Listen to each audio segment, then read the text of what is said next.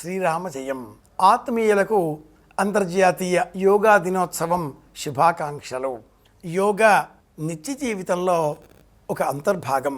యోగా ప్రతిరోజు ప్రతి క్షణం మనం పాటించేటటువంటి నిత్య దినచర్యలలో అంతర్భాగమైనటువంటి ఊపిరి తీసుకోవడంతో సమానమైనటువంటి క్రియ, కర్మ. యోగము అంటే ఒక కర్మ, యుగ్మము అంటే రెండు, యోగము అంటే వచ్చి చేరుట అని అర్థం. ఎవరినైనా మనం చూసినప్పుడు ఇతడికి ఏదో యోగం రాసిపెట్టి ఉన్నది, ఏదో యోగం వల్ల చెబుతున్నాడు, ఏదో యోగం సిద్ధించింది, ఏదో అమ్మవారి లేక దేవతానుగ్రహం, ఒక యోగం, గ్రహయోగం, ఇలాంటి పేర్లన్నీ పదాలన్నీ తరచుగా మనం వింటూ ఉంటాం. ఆధ్యాత్మిక కోణం వేరు, ఆయుర్వేద కోణం వేరు, దైవచింతనతో కూడుకున్నటువంటి అర్చనా విభాగపరమైనటువంటి లక్షణం వేరు. మూడింటిని ఒకటిగా చూచినప్పుడు యోగా అన్నది యోగశ్చిత్తవృత్తి నిరోధ అనేటటువంటి పాణిని సూత్రాన్ని జ్ఞాపకం తెచ్చే విధంగా ఉంటుంది. నిత్యము మనం ఎన్నో పనులు చేస్తూ ఉంటాం, శుభాశుభములు అన్నింటిలో కూడా మన మనస్సు వాటిలో లీనం అవుతూ ఉంటుంది. చిత్తవృత్తులు మన మనస్సును పరిపరి విధాలుగా భ్రమింపజేస్తూ ఉంటాయి. మంచి చెడు ఆలోచనలు వేలాది.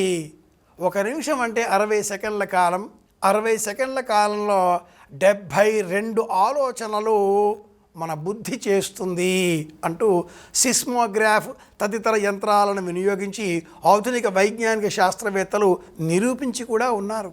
72 ఆలోచనలు 60 సెకండ్లలో, అంటే సెకండ్ కంటే కూడా తక్కువ సమయంలో ఒక కొత్త ఆలోచన. అలా మనం లక్షలాలు చేస్తూనే ఉంటాం. ఒక రోజులో మన చేతిలో ఉండేటువంటి 1440 నిమిషాల కాలాన్ని వినియోగించి ఇలా చూసినప్పుడు వేలాది ఆలోచనలు. వీటిలో పడిపోయామా శరీరం శిథిలమవుతుంది. అలా కాకుండా యోగా అభ్యసనం చెయ్యాలి అన్నారు పతంజలి మహర్షి. వేల సంవత్సరాలుగా పతంజలి మహర్షి అందించిన ఈ శాస్త్రాన్ని మనమంతా అభ్యాసం చేస్తూ వేద విద్యలలో, చతుర్విధ విద్యలలో ఒకటిగా నిత్యంగా కూడా మార్చుకొని ఉన్నాం. సూర్య నమస్కారాలు యోగ ఆసనాలతో ముడిపడి ఉంటాయి.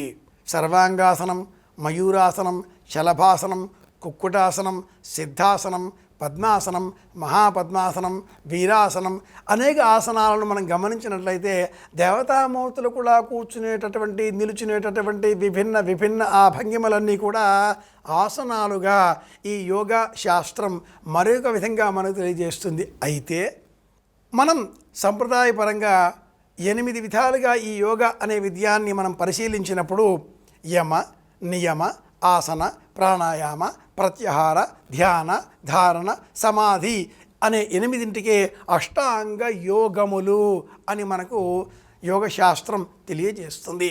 నియమితమైనటువంటి జీవన విధానాన్ని అవలంబించడమే యోగా.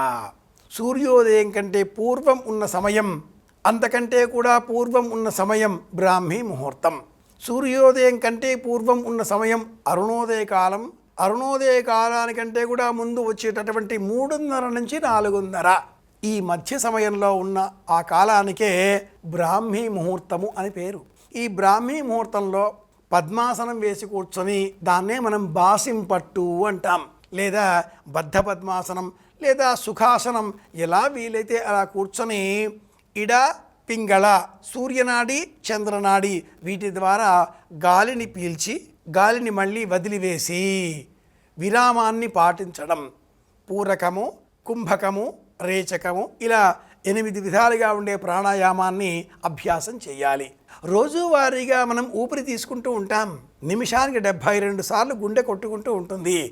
మనం ఊపిరి తీసుకునే సమయంలో ఎప్పుడూ ఎల్లరూ అందరూ తప్పు చేస్తూనే ఉన్నారు, తప్పు చేస్తూనే ఉంటాం. అందువల్ల మనకు ఆయుర్దాయం తగ్గుతూ ఉంటుంది, వృద్ధాప్యం పెరుగుతూ ఉంటుంది. ఏమిటా తప్పు అంటే గాలి తీసుకున్నప్పుడు పొట్ట లోపలికి తీసుకుంటూ ఉంటాం, ఇది తప్పు.